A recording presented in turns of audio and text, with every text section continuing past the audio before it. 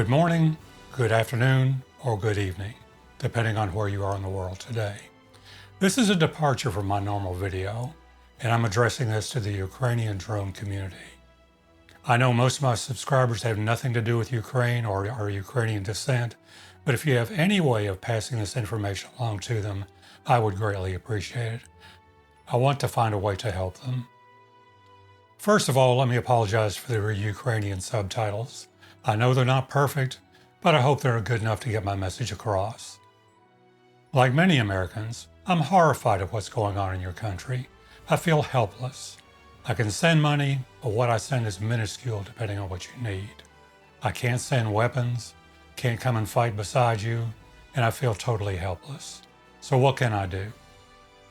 I'm continually impressed by your President Zelensky and the Ukrainian people. On a number of occasions, President Zelensky has shown his leadership capabilities. Recently, the U.S. offered him safe passage out of Ukraine, and he had a great comment. He said, "I don't need a ride, I need more ammunition." True signs of a leader. And he continually shows himself in the city, with troops, leading the effort. A great man, I think. And when we talked about the Russian attacks, he said, "When you attack us, you'll see our faces, not our backs." Again, the comments of a true leader. Recently, I even saw a TikTok video published by some of your soldiers, and they were out there dancing around waiting for the Russians to come. So even in the face of these threats, there is humor in the battlefield. I know you've had your full independence for over 30 years, since December of 1991, and I can see your willingness to fight. So what can the drone community do?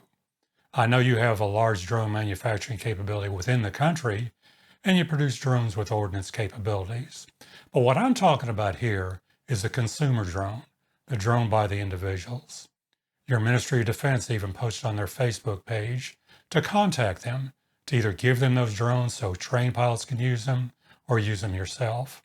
And I want to give you some tips and ideas on how you might use those drones in this effort against the Russians.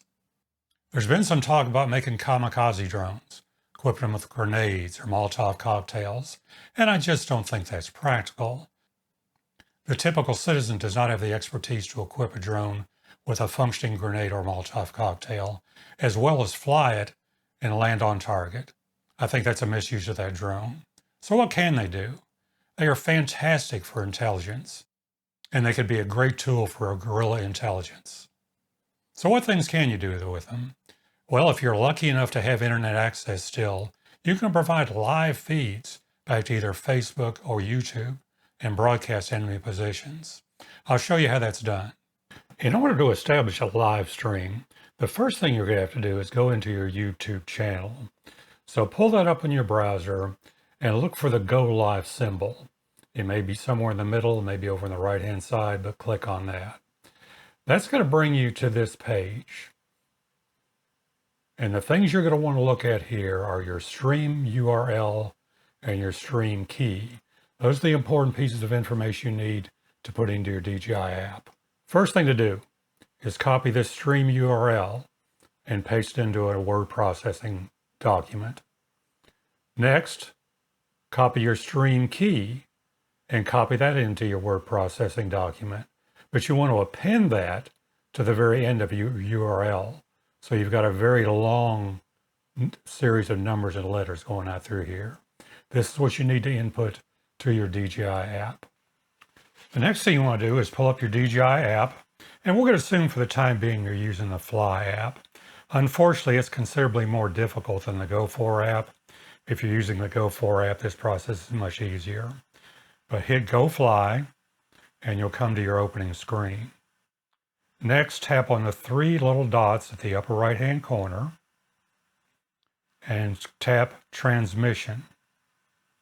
Once you tap Transmission, you'll see at top of the page says Live Streaming Platforms. Tap on that, and you'll get something called RTMP. Tap on the RTMP.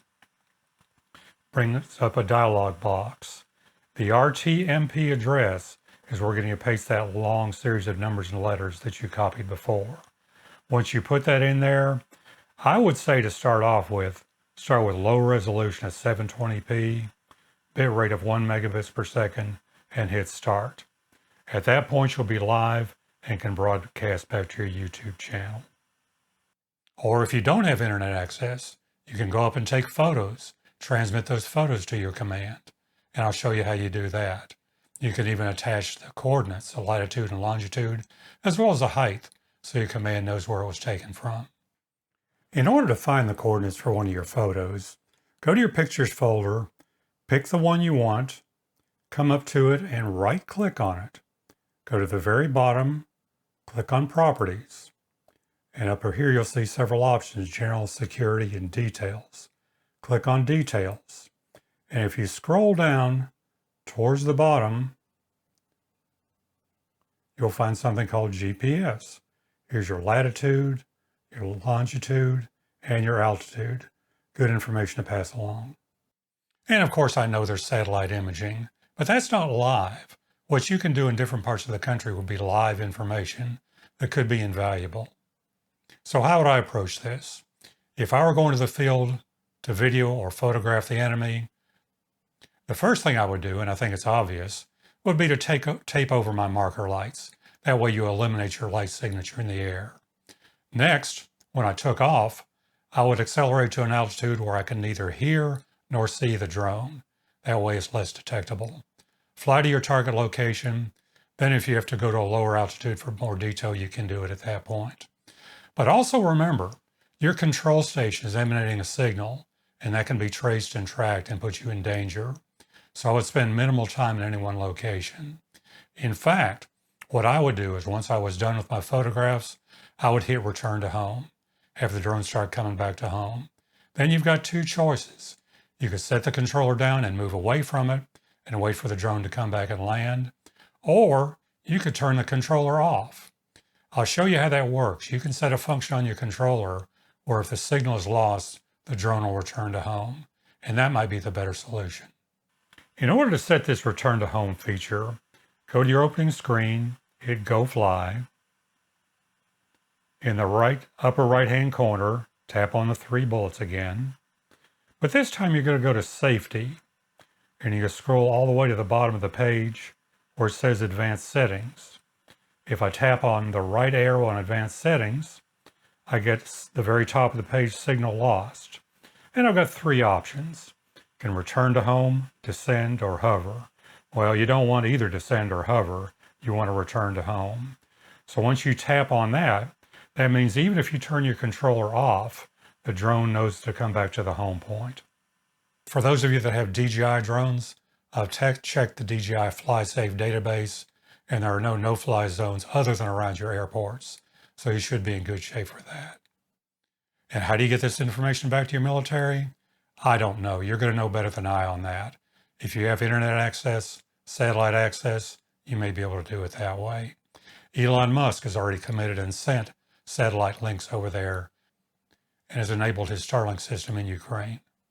I'm putting a page of contact information in Ukraine for various agencies. They may help you out.